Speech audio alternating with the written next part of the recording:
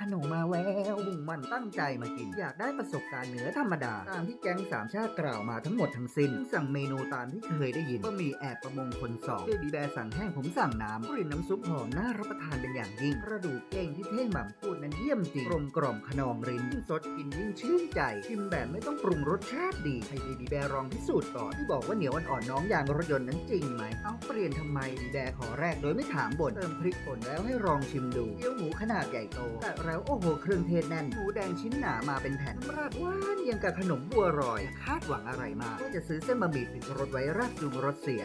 เส้นขัดนิ่มโดยรวมรสชาติพอใช้ได้ประทับใจมากมายคือน้ำซุปครั้งหน้าจะมาลองเมนูอื่นบ๊ายบาย